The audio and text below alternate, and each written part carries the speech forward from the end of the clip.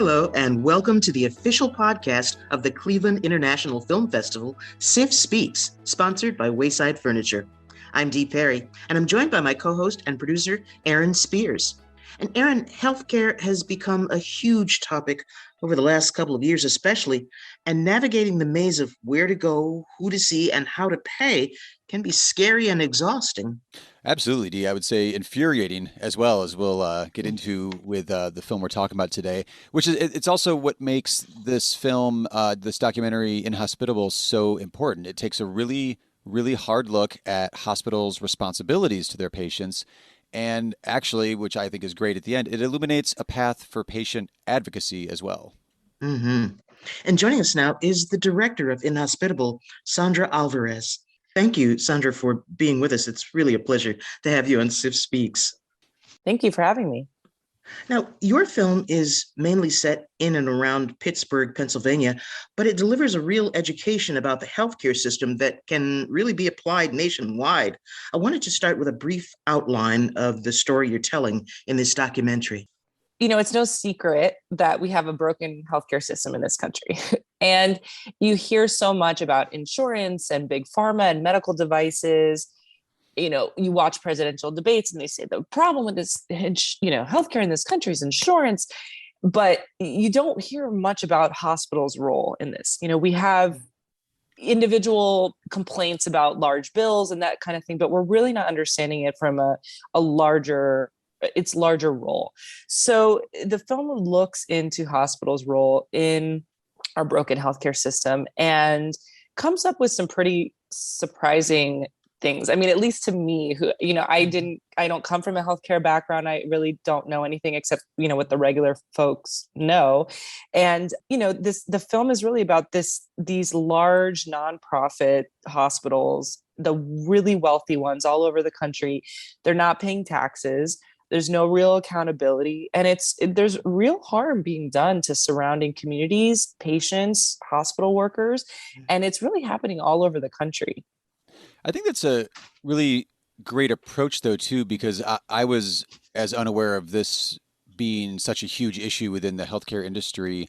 And like you said, like only knowing what the regular folks know about healthcare, I feel like that gave you a really good perspective going in, because I felt overwhelmed, but you clearly just had this exploration that just sort of kept branching out. And I really liked that approach to it. Thanks so much. Yeah. And I think, that's the bigger picture, but the film really follows these patients who started a grassroots movement. Is truly like a David and Goliath type of fight, where they were taking on the large healthcare conglomerate in Pennsylvania, UPMC, the University of Pittsburgh Medical Center, and really fighting for their rights and their right to access and their rights ability to get care. Well, I wanted to ask you about the threads that you have in this particular. That's one of the narratives, but then as I was watching it and taking notes, I was not really adding them up in my head. Then when I looked back, I was like, you've got patients, you've got activists, you've got journalists, you've got researchers, you've got elected officials. How did you kind of put all of those narrative threads together and structure the film? Did you do that ahead of time, or did you do it as you went, or was it something you found in the editing process? Yeah, well, definitely not as we went, because I mean, as far as filming the verite on the ground, everything was really happening in the moment. We caught this incredible story. We started tracking it when we found out the Attorney General of Pennsylvania was filing a lawsuit against UPMC. And I was speaking with Elizabeth Rosenthal, the author of American Sickness, which, by the way, must read for anyone who wants to learn more about our healthcare system.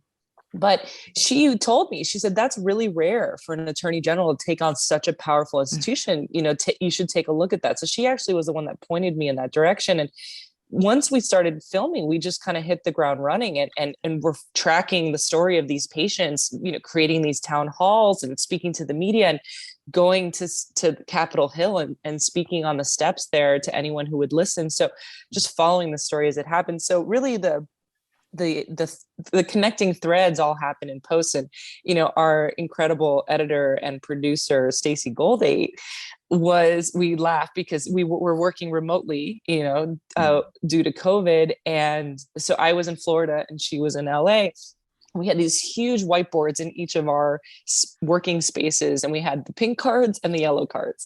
And the pink cards were the personal stories, and the yellow cards were the bigger picture story. And it was really a challenge to weave those two together, because we had this very powerful personal story in Pittsburgh, but we also wanted to make it clear in the film that this is not just a story about Pittsburgh. This is a big issue that's happening all around the country. And so this kind of widening out to this huge, huge wide shot, and then zooming into this very small, close up, that was the real challenge. But, I give a lot of credit to Stacey, because she's an incredible storyteller.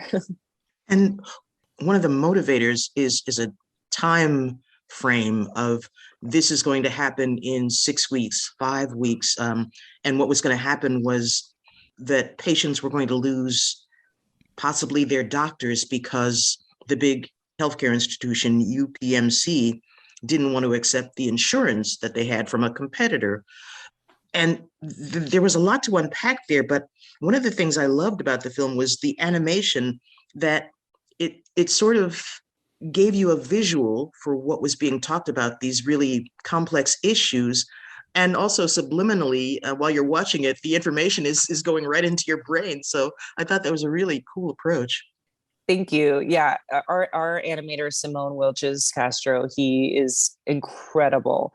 And, we knew we had to have really compelling animation in this, because it is so complicated. Just healthcare in general is so complicated. And then this story in Pittsburgh, the background of the fight and what was happening with UPMC and their competitor, Highmark, it was really convoluted. So, I was actually talking to my husband, and I was telling him, I really want an animation that shows the emotional impact of the little guy kind of being crushed by a large institution, and what that feels like viscerally, not, literally. And he loves Pink Floyd's The Wall. And he pointed me to that, and I had never seen it before. And I started watching the animation in The Wall, and I said, yep, this is it. So I used that as a reference for our animator, and he was so excited, because it's not the typical visuals that you'll see in documentaries, So he just kind of, hit the ground running and created these incredible visuals that I think are really a big part of the film. And always the thing that people give compliments on after they watch the film. As you're talking about inspiration there, I never would have guessed The Wall, but as soon as you said that, I was like, oh my gosh, that there is, there's like the aesthetic there is really similar. I was like, I would never have guessed that. Yeah. But excellent. Yeah. Were there any other like documentary films you looked to for inspiration as you were working on this? Yeah, we were trying to look at other healthcare documentaries to see what was in the space, and, how people were tackling healthcare, especially because, this idea of this very, very complex system, and then also really, being able to tell the personal stories and the narratives in a really compelling way. And we did look to The Bleeding Edge, which is a film by Kirby Dick and Amy Zierig. And, and I was also incredibly inspired by that film, because the patients in that film were able to get legislation to ban the medical devices that were harming them. So, for us, it was also inspiration in the impact sense as well. And since then, we have actually gone on to screen the film in front of the antitrust committees for the Senate and the House as well. Oh, cool. Excellent. Your film also contains a lot of eye-opening facts like that I was completely unaware of, including the majority of U.S. hospitals are set up as nonprofits. I think generally when I hear that, I think of like arts organizations, like people that are doing, good for the community and everything else. But in a hospital sense, and especially within the context of your film, what is the advantage that status gives to the hospitals, but also then what are the disadvantages that come with that as far as the community is concerned? Yeah. This is something that was extremely surprising to me as well, because when you think of nonprofits, you think of benefits to the community. Yeah, yeah. And people, soup kitchens and people who are doing this really wonderful work. And of course, hospitals do incredible work as well, right? Right.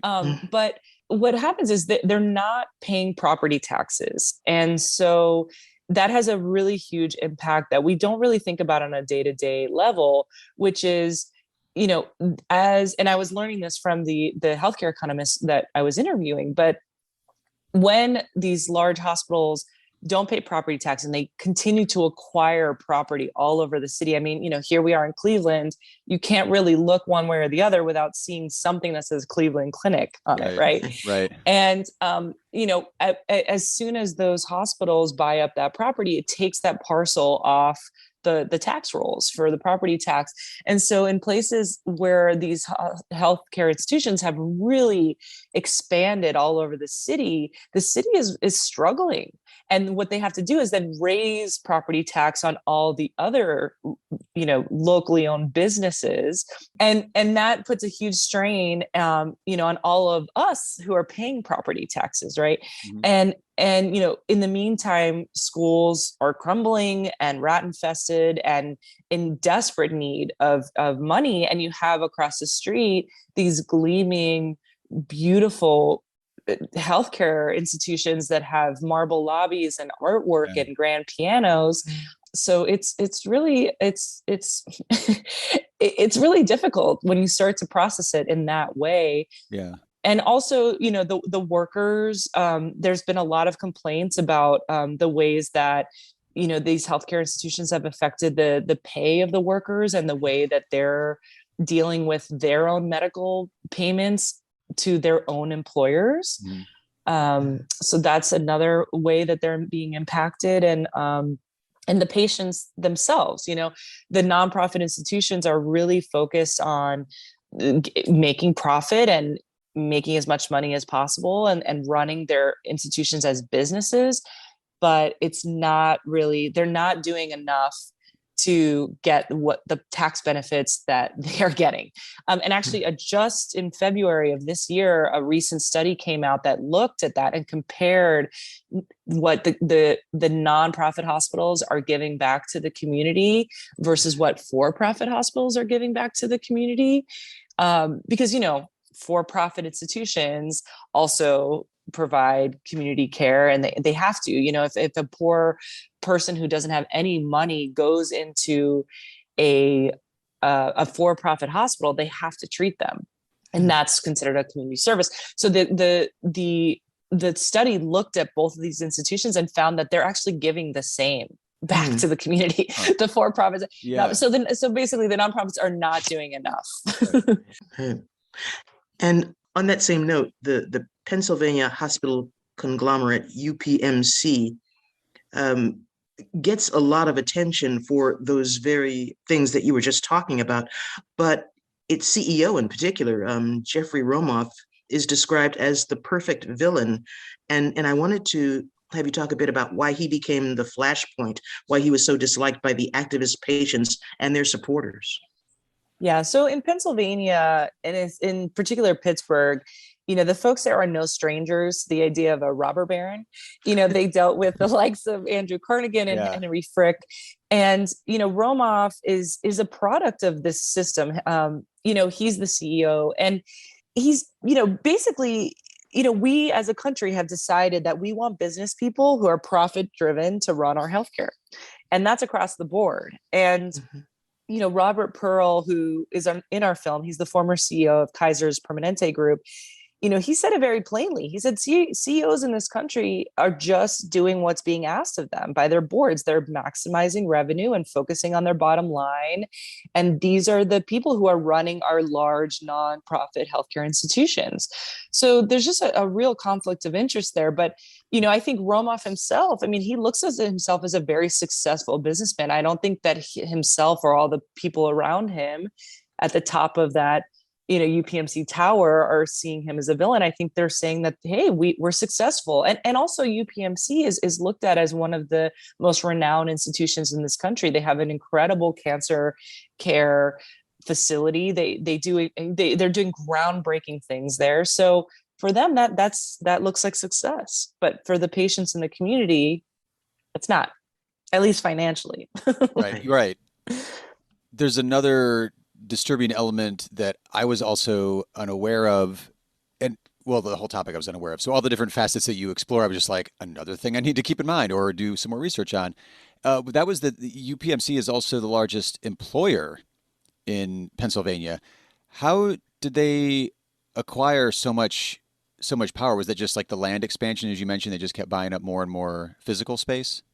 Yeah, so this is another trend that's happening all over the country as well. And in the film, and actually on our website, we do have a map that shows the kind of the way that these large nonprofit institutions and also for-profit institutions are consolidating and buying up different other hospitals, medical practices, doctors' offices, and creating these large, essentially monopolies in different communities. Yeah. And so that is what a UPMC is doing, and it's also what's happening all over the place. And the issue with that, again, we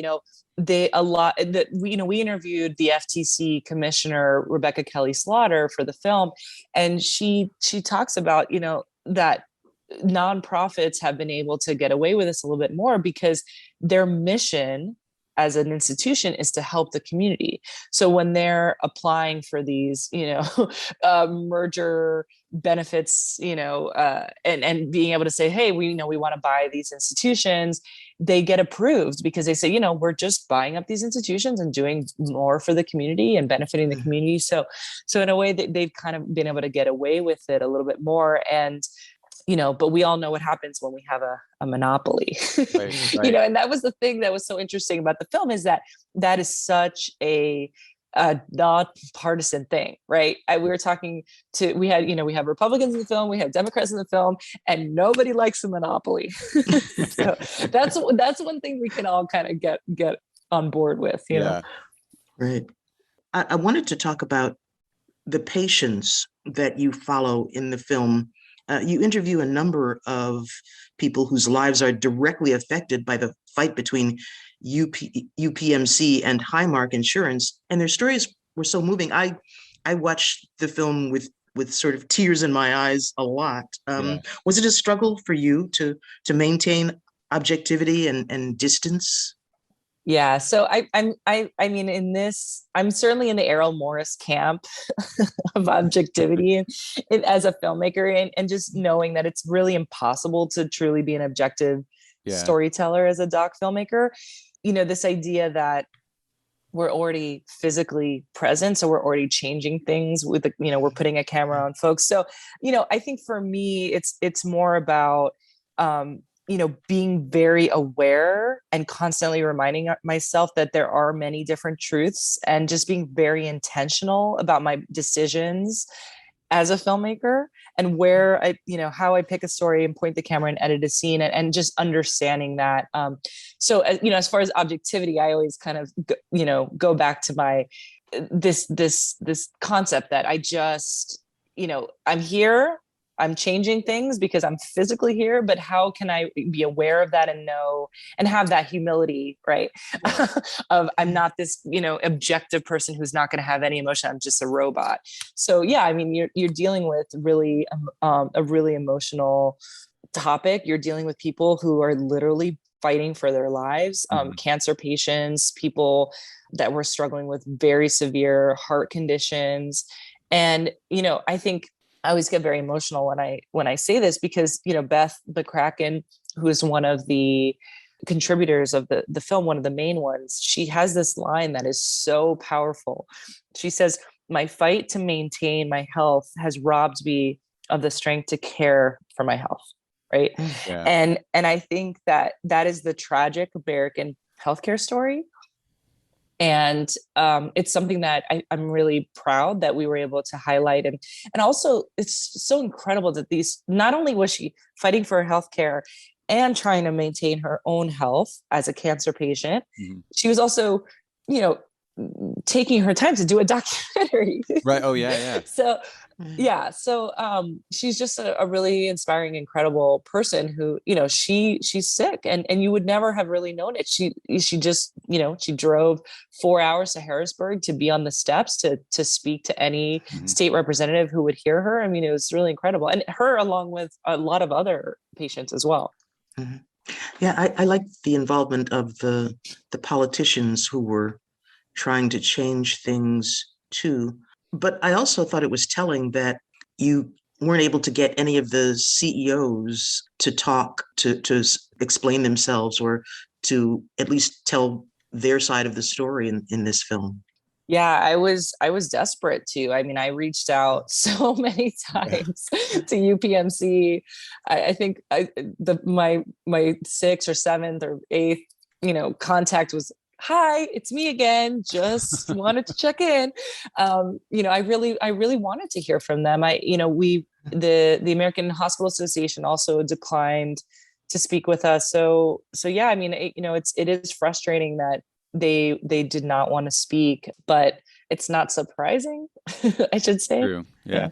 There's aside from, as we talked about before, with all the threads of narratives that you and your editor very skillfully put together, your film opens with in April 2020 as COVID has taken hold, and then we move backwards in the timeline to get caught up. And to be perfectly honest, I had forgotten your film opened with that by the time I got to the end, because it's such a roller coaster of outrage and getting infuriated at this whole system. And then when you rejoined towards the end of the film, we go back and okay, now here's the effect of COVID on all of these problems we've just illuminated. I just kind of threw my hands up in the air at that point. I was like, I forgot about it. Oh my God, that's right. It's even worse now. What made you want to kind of ground the film with the opening and closing with COVID-19 like that? Yeah. So we started editing this in early 2020. So I think for us, it was also figuring out, how do we, if the film is going to, stay evergreen and people are going to watch this 2, 3, 4, 5, 6 years later, how do we make it so that we're talking about COVID? Because we just, anticipated that it was going to be impossible, that this is just going to go away so quickly. But how do we make it feel not so much about COVID that people are just kind of over it at that point, at the point they're watching it, right? So really what we were trying to do is say, here is how, hospitals have been impacted by COVID. And here is it was kind of like a warning for the future of the ways that hospitals could possibly use COVID as an excuse to do the things that they would like to do. So, raising prices and saying, we're overwhelmed, we have to raise prices, or we have to consolidate further because we've lost so much money. So it just kind of giving people a grounding context of saying, let's really pay attention to this and make sure that we know exactly what's happening as far as the COVID context. Also, all the more reason to get this system fixed. Yeah. And it is, the scary part about it was that it is true that a lot of the smaller community hospitals have closed because of COVID. And that gives the opportunity for these larger conglomerates to swoop in and either buy them up or just have more monopoly control because their smaller competitors have closed. So that's just a reality of what's happening with COVID. And I think, for when we were speaking with FTC Commissioner Rebecca Kelly Slaughter, she works at the FTC. I mean, their whole goal is to prevent mergers and to fight mergers. And even she was saying, I think it's time to really look at Congress and say, what are other ways that we can, what are other things that we can do to fix this problem? Because probably stopping mergers is not going to be the thing, and that's someone that runs the FTC. And so I think this idea that, they always say in the business, the egg has already been scrambled. So how do you unscramble the egg? When you look at, hospitals have already been consolidated. So how do you pull them apart again? It's just so much more complicated. So really in the film, we look at regulation is really going to be the key to this.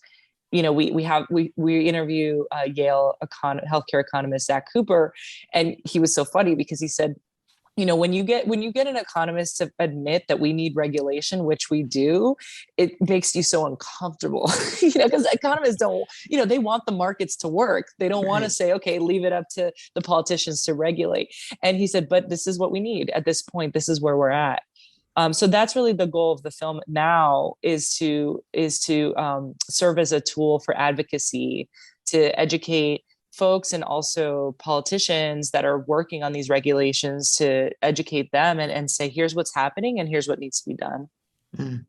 And as I was thinking about the timeline of finishing the film, I wondered what kinds of challenges you ran into in terms of just getting the film finished and seen over the last couple of years in the COVID era. I think that the real challenge, we thought, wow, we're making a healthcare documentary in the middle of a pandemic, right? And we thought this is going to be a film that everybody's going to want to see, because everyone's going to want to see, okay, how is this affecting our healthcare system? How is this affecting hospitals? And I think recently so much a lot of news has come out of these large, very wealthy healthcare systems that have profited during COVID, and have, I think UPMC is now at 20 billion. Don't quote me on that, but in revenue, which is much, much higher than it was when we were filming them in 2019. So I think that's a question that we thought would be on everyone's minds. But, the film has not really gotten very much traction and as much as we thought. And I'm not really sure why necessarily, but, I think that the interesting thing about our film is it seems a little bit more difficult to kind of get people interested in a film about healthcare. I don't know if it's, people think, oh, it's so convoluted, or maybe they're just so overwhelmed because they're dealing with healthcare all day long and they just don't want to watch, when they watch TV, they would just want to tune out.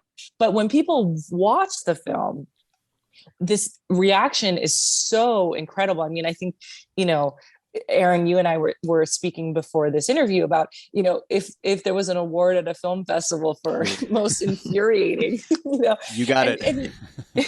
Yeah. So I think that's the reaction that we get. We have this response of, oh my God, I cannot believe this is happening. Mm-hmm. What can I do? How can I help?